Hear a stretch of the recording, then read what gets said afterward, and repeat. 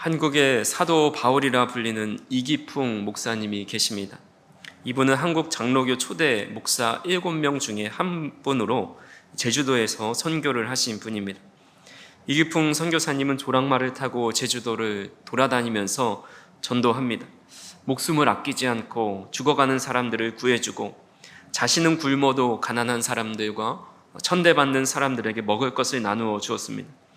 결국 이기풍 목사님을 많은 마을 사람들이 인정하고 따라서 제주의 성안교회를 비롯해서 30여 개의 교회를 개척하셨습니다. 그러다가 70이 넘는 나이에 일본으로부터 모진 고문을 받으시다가 결국은 보석금을 내고 풀려나셨지만 그 고난의 몸의 흔적이 회복되지 않아서 1942년에 주님의 부르심을 받았습니다. 제주도의 복음을 전하는 것뿐만 아니라 한국 교회사의 큰 별과 같은 분이시지만 이분이 처음부터 이렇게 복음을 위해서 살았던 분은 아니었습니다. 과거 이기풍 목사님은 가난과 사회적 불안 속에서 자라나면서 젊은 시절에 매우 강한 체력과 또 무술 실력을 지닌 인물로 알려져 있습니다. 성격이 다혈질이고 난폭하였습니다. 술과 싸움을 좋아했고 또 박치기 명수로 이 평양에서 그를 모를 사람이 없을 정도로 또 그를 당해낼 자가 없을 정도로 아주 힘을 자랑했다고 합니다.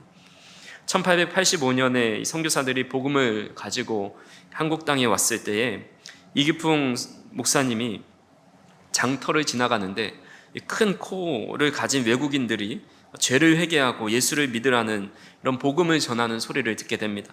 그래서 그분이 외국인을 향해서 돌멩이 하나를 집어던져 턱을 명중시켜서 결국 쓰러뜨립니다. 그때 쓰러진 사람이 사무엘 모펜, 한국 이름으로는 마포 사멸 목사님입니다. 그러다가 이후에 주님께서 바울과 같이 만나주셔서 신학을 하고 자신의 생을 다해서 제주 선교에 온 몸을 바치게 되었습니다. 우리 한국교회사를 보면 백정이었다가 목사가 되고 조폭이었다가 목사가 되신 분, 어둠의 세계에 몸을 담다가 복음을 전하고 선교사가 되시고 참 신앙인이 되신 분들이 많이 있습니다. 그런 분들의 과거를 보면 아니 어떻게 저런 사람이 저런 환경 속에서 이렇게 좋은 믿음을 가지게 되었고 또 그들의 삶을 헌신하게 되었을까라는 생각을 하게 됩니다. 성경에도 그런 인물들이 간혹 등장합니다. 예수님을 믿는 사람들을 핍박했던 이 사도 바울이 그렇고 또 7 귀신 들렸던 여인이었던 막달라 마리아도 그렇습니다. 사마리아에 살고 있었던 과거에 5명의 남편이 있었던 여인도 그렇고 십자가 처형을 집행했던 백부장 중에서 이 사람은 진실로 하나님의 아들이었다라고 고백하면서 믿음을 갖게 된 그런 사람도 있습니다. 아마 이런 많은 인물들 중에 오늘 우리가 살펴볼 라합이라는 인물이 어떻게 믿음을 가질 수 있고 그런 환경과 자신의 직업 속에서 하나님을 믿는 믿음을 보여줄 수 있을까라고 생각되는 사람 중에 한 명이 바로 라합입니다. 그는 우리가 잘 알고 있는 것처럼 어려운 힘든 이 직업과 또 사람들에게 멸시받는 직업과 또 여리고라는 그 갇혀있는 이방 나라 중에서도 하나님을 믿는 여호와의 신앙을 가지게 되었습니다. 우리가 이 여인의 믿음과 고백을 통해서 우리가 본받아야 할 점이 무엇인지를 한번 살펴보도록 하겠습니다. 이 라합의 이름이 처음 등장하는 곳이 바로 오늘 우리가 읽은 본문의 말씀입니다. 여호수아가 이제 모세의 뒤를 이어서 본격적으로 여리고 가나안 땅을 정복하는데 그 첫 관문이 여리고 성입니다. 첫 전투를 이제 승리로 이끌기 위해서는 나를 알고 적을 아는 것이 중요하기 때문에 여리고 성이 어떠한지 2명의 정탐꾼을 보내게 됩니다. 그래서 1절에 보니까 2명의 정탐꾼이 여리고 성에 이르러 유숙한 곳이 바로 라합의 집이었습니다. 이들은 정탐꾼이기 때문에 일반적인 숙소에 머물지 못하고 관아의 순찰을 피하기 위해서 이 어둠의 지역인 기생의 집들이 모여 있는 곳 중에 하나인 라합의 집에 유숙하게 된 겁니다. 하지만 이것을 지켜보고 있었던 어떤 사람이 여리고 왕에게 이르게 되고 왕은 라합에게 사람을 보내서 그 사람을 끌어내라고 명령합니다. 하지만 라합은 거짓을 구합니다. 우리 4절에서 5절에 보시면 그 여인이 그 두 사람을 이미 숨긴지라 이르되 과연 그 사람들이 내게 왔었으나 그들이 어디에서 왔는지 나는 알지 못하였고 그 사람들이 어두워 성문을 닫을 때쯤 되어 나갔으니 어디로 갔는지 내가 알지 못하나 급히 따라가라. 그리하면 그들을 따라잡으리라 하였으나 그 두 사람이 내게 오긴 했지만 나는 그들이 누구인지 모르고 또 날이 어두워서 성문이 닫힐 때쯤에 나가게 됐는데 속히 그를 추격하면 따라잡을 수 있을 것이다 라고 말을 해줍니다. 결국 이 두 명의 정탐꾼은 라합의 보호로 인해서 목숨을 건질 수 있었고 무사히 진영으로 돌아갈 수 있었습니다. 이때 라합은 여리고 성이 이스라엘의 손에 넘어갈 것을 알고 있었는데 그때 자신의 가족과 친척, 자신에게 속한 사람들의 목숨을 건져달라라는 요청을 합니다.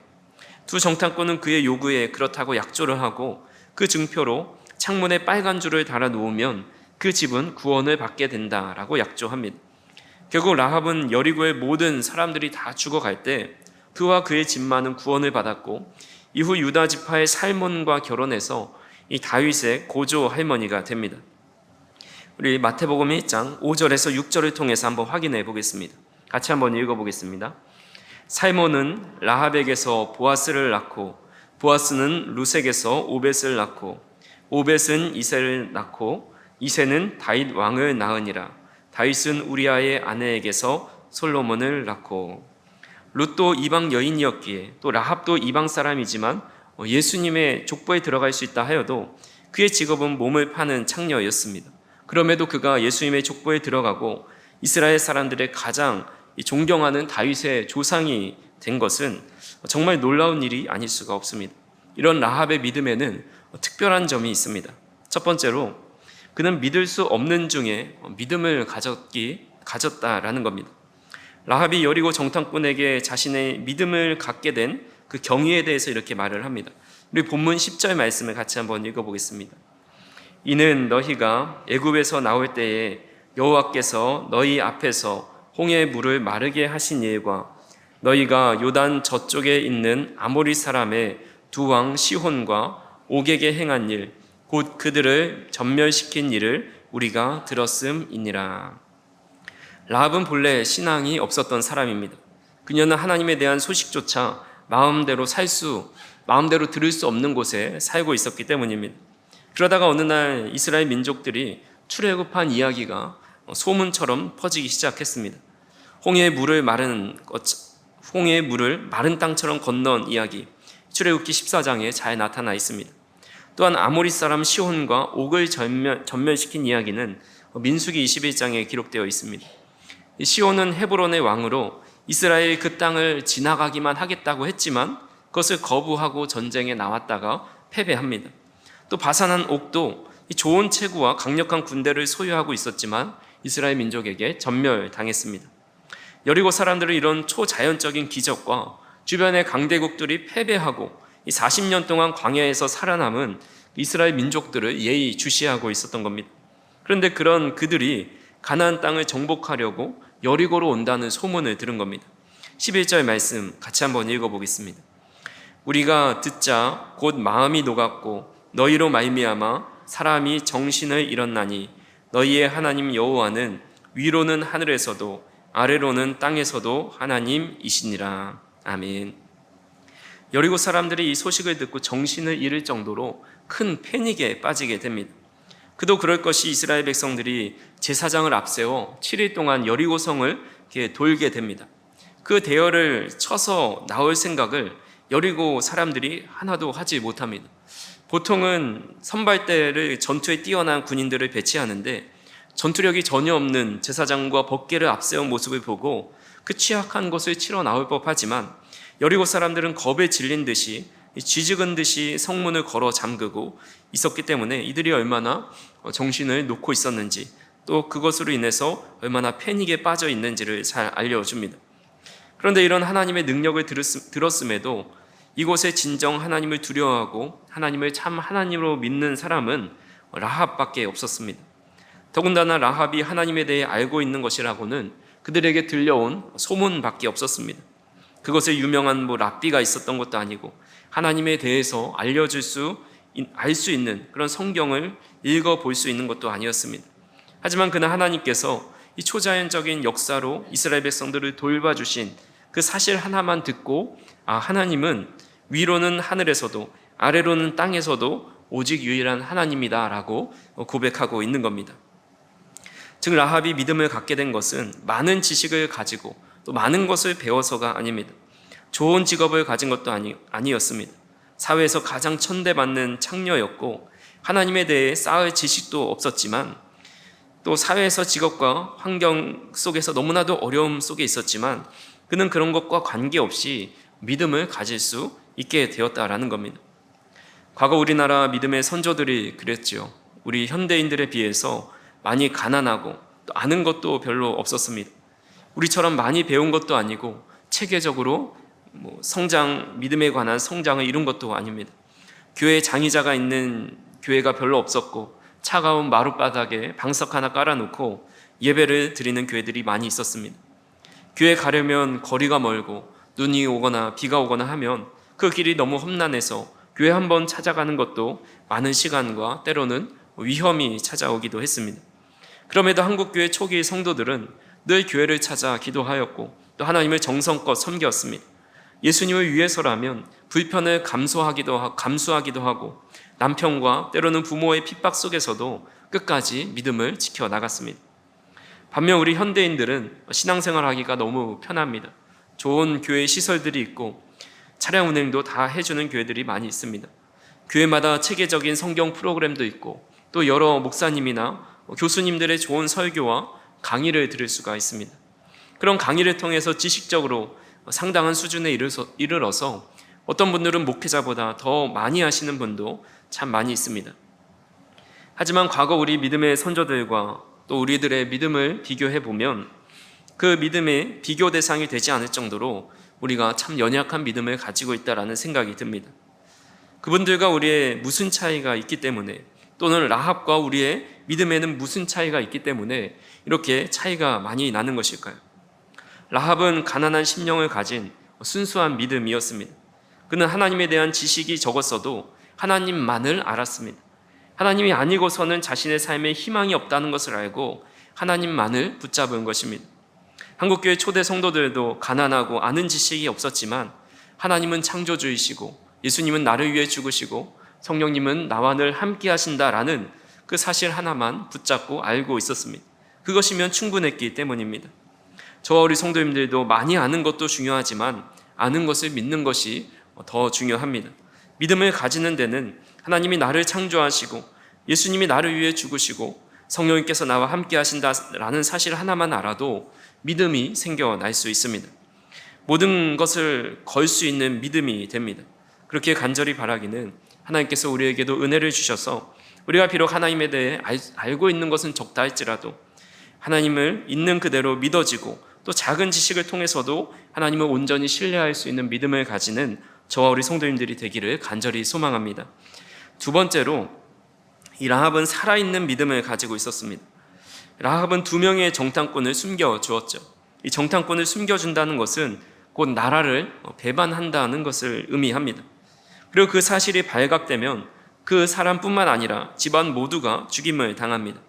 라합은 그 사실을 알고 있었지만 죽을 것을 알고 있었음에도 목숨을 걸고 정탐꾼을 숨겨주었습니다. 그렇게 할 수 있었던 것에 대해서 히브리서 기자는 이렇게 말을 합니다. 우리 히브리서 11장 31절을 같이 한번 읽어보겠습니다. 믿음으로 기생 라합은 정탐꾼을 평안히 영접하였으므로 순종하지 아니한 자와 함께 멸망하지 아니하였도다. 히브리서 11장은 믿음장이지요. 믿음의 사람들이 나열되었는데 정말 믿음이 좋다고 생각하는 사람들도 언급되지 않은 사람들이 참 많이 있습니다. 예를 들어서 하나님과 늘 소통했었던 첫사람 아담, 또 능력의 선지자 엘리야나 엘리사, 또 믿음으로 아들을 달라고 기도했던 한나, 믿음으로 하나님께 기도하며 생명을 연장받고 또 적군을 무찔렀던 히스기야, 특별히 모세에 뒤어 믿음으로 가나안 땅을 정복했던 여호수아조차 그 이름이 히브리서에 언급되지 않습니다. 그런데 기생이었고 또 그가 한 일이라고는 정탐꾼을 숨겨준 것밖에 없는데 그를 믿음의 사람의 이름 중에 한 명으로 기록한 것은 참 특별한 일이 아닐 수가 없습니다.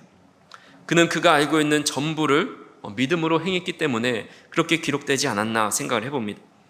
야고보도 라합이 정탐꾼을 숨겨준 것에 대해 이렇게 평가합니다. 야고보서 2장 25절을 같이 한번 읽어보겠습니다. 또 이와 같이 기생 라합이 사자들을 접대하여 다른 길로 나가게 할 때에 행함으로 의롭다 하심을 받은 것이 아니냐. 야고보서 2장 13절부터 26절은 행함, 믿음과 행함에 대해서 설명을 합니다. 첫 번째 예로 아브라함의 믿음에 대해서 설명을 하고, 또 두 번째 예로 라합을 소개하고 있습니다. 이 기생 라합이 사자들을 접대하여서 다른 길로 나가게 한 것이 행함으로 의롭다 하심을 받은 것이다 말씀합니다. 그래서 26절의 결론으로 영혼 없는 몸이 죽은 것 같이 행함이 없는 믿음은 죽은 것이니라 라고 말씀합니다. 기생 라합이 정탐꾼을 영접하는 것은 그 결단의 행위는 바로 믿음 때문이었다라고 말씀은 증거하고 있습니다. 그녀가 하나님을 믿었기 때문에 그가 할 수 있는 최고의 믿음의 결단을 한 것입니다. 바로 자신의 목숨을 걸고 정탐꾼을 영접하고 무사히 탈출하게 도와준 것입니다. 기독교가 불법인 나라 중에 하나가 이란이라는 나라입니다. 이 수백만 명의 이란인들이 투옥과 또 고문, 처형에도 이슬람의 신앙을 버리고 기독교로 개종하고 있다라는 그런 기사를 본 적이 있습니다. 이란은 기독교 박해국가 10위 안에 드는데, 기독교인들은 이 국가의 안보를 위협하는 스파이로 의심받아서 추방을 당하거나 납치나 고문, 교수형 등에 처하게 됩니다. 그럼에도 기독교 신앙을 부인하지 않고 교수형을 당하고 살해를 당하고 구금되고 또 고문을 당하기도 합니다. 국제 오픈도어 선교에 따르면 잔혹한 이슬람 이란 정권의 손에 닿지 않는 곳에 120만 명 이상의 신자가 살고 있다라고 합니다. 그들은 정부의 통제와 감시를 피해서 지하교회 또 가정교회 형태로 모이게 되는데, 1970년에 26만 명, 2015년에 54만 명, 그리고 최근 120만 명 정도로 부흥하면서 이 믿음을 이어가고 있다라는 그런 기사를 보았습니다. 라합이 보여준 행동이 그런 것 같습니다. 만일 그 정탐꾼, 하나님께서 보내신 하나님의 사람들을 숨겨진 것이 탄로가 나서 자기 목숨을 부지하기 어려울 뿐만 아니라 이웃과 주변의 모든 동족들로부터 나중에는 결국 그것으로 인해 버림을 당할 수도 있습니다.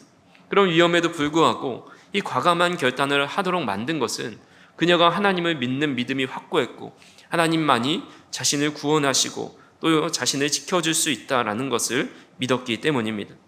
저와 우리 성도님들도 마찬가지입니다. 우리는 목숨으로 믿음을 증명하지는 않지만 믿음대로 행하면서 당하게 되는 때로는 불이익이 있습니다. 우리를 미워하는 자들을 똑같이 미워하면 안 되고 사랑을 베풀어야 합니다. 때로는 손해를 보면서 선과 사랑을 실천해야 되고, 시간을 쪼개서 예배를 드리고 또 우리의 헌신을 드려야 합니다.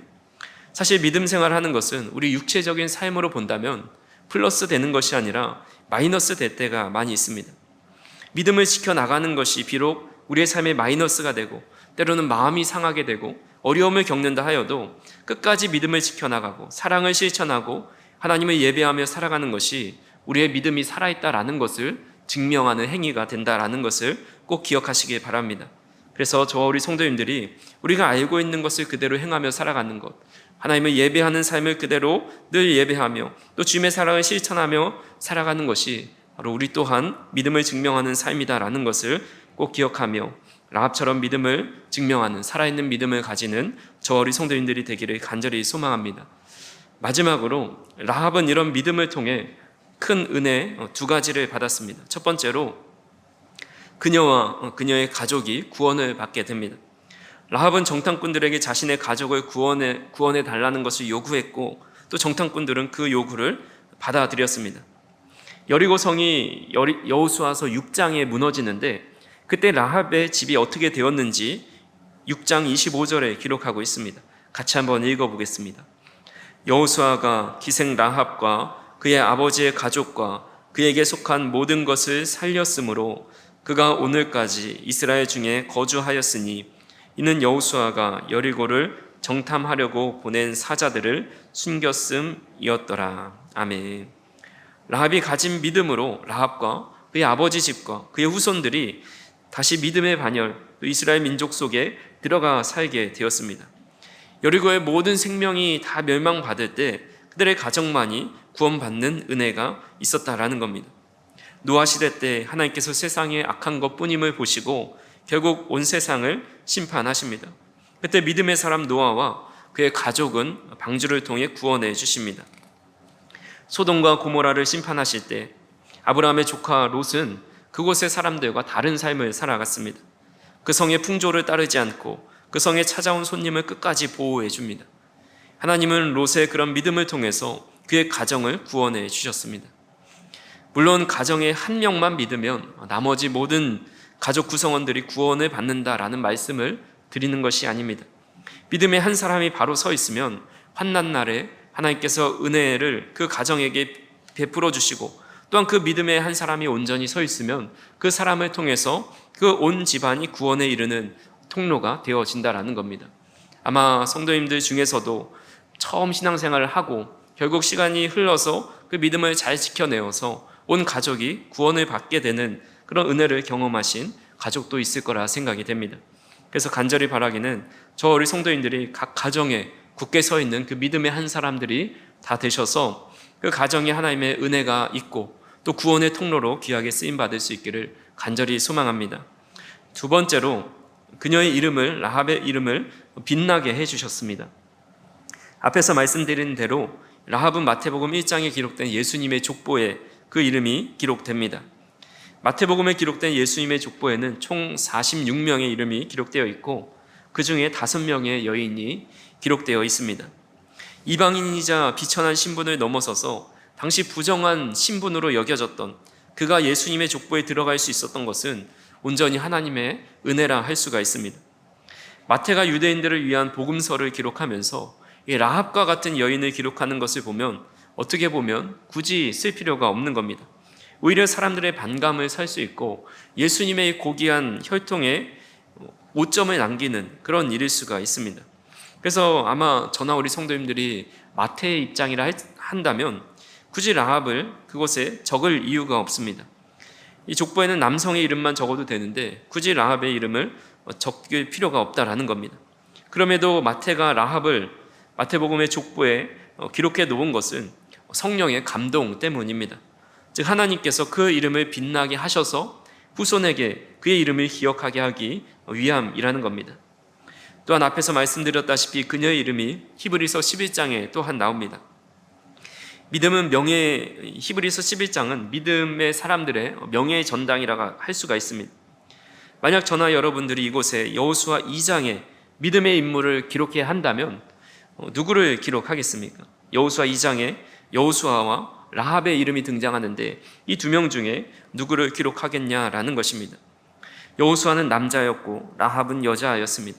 여호수아는 선택된 하나님의 백성 이스라엘 민족이었고 라합은 이방 사람이었습니다. 여호수아는 이스라엘 백성의 최고 지도자였고 라합은 지체 낮은 소외된 계층의 사람이었습니다. 여호수아는 하나님의 말씀을 따랐던 거룩한 사람이었고 라합은 음지에서 부도덕한 삶을 살았던 사람입니다. 우리가 히브리서 기자라면 당연히 라합이 아니라 여호수아의 믿음을 기록해 놓았을 것 같지만 히브리서 기자도 마찬가지로 이 성령의 감동함을 받아서 여호수아가 아니라 라합의 이름을 기록해 놓았습니다. 주님께서는 자기에게 향유를 부은 여인에게 이런 축복을 해주셨습니다. 마태복음 26장 13절 말씀을 같이 한번 읽어보겠습니다. 내가 진실로 너희에게 이르노니 온 천하에 어디서든지 이 복음이 전파되는 곳에서는 이 여자가 행한 일도 말하여 그를 기억하리라 하시니라. 아멘. 향유를 부은 여인이 자신의 전부를 드린 믿음을 보면서 그녀의 이름을 빛나게 복음이 전파되는 곳에 그녀의 이름을 기억하게 하겠다라고 말씀합니다. 마찬가지로 저와 우리 성도님들도 믿음으로 살아갈 때 하나님께서 우리의 이름을 기억하시고 빛나는 이름이 되게 하신다라는 사실을 반드시 기억하실 수 있기를 간절히 소망합니다. 말씀을 정리합니다. 라합이라는 인물을 보면 도저히 구원받을 만한 조건도 또 그것을 이렇게 큰 은혜를 받을 만한 정당한 이유를 찾아보기가 힘듭니다.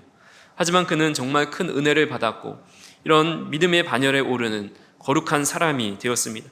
예수님 족보에 그런 명문 가문의 이름이 기록되는 사람이 되었습니다. 그렇게 된 것을 단 하나의 이유를 찾으라고 한다면 이것이 온전히 하나님의 은혜라고 밖에는 설명할 수가 없습니다.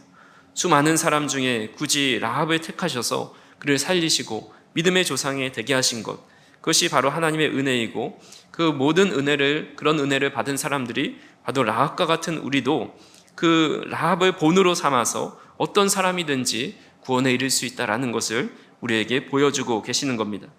우리도 라합처럼 하나님께 구원받을 은혜와 조건이 하나도 없음에도 하나님의 자녀가 되어서 귀한 믿음의 길을 걸어갈 수 있다는 사실에 감사하고, 우리 모두가 각자의 가정의 믿음의 사람이 되어서 우리의 가정을 구원하는 데 이끌어내는 사람이 되고, 또 하나님 앞에 빛나는 믿음의 사람들이 되는 저와 우리 성도님들이 되기를 간절히 소망합니다.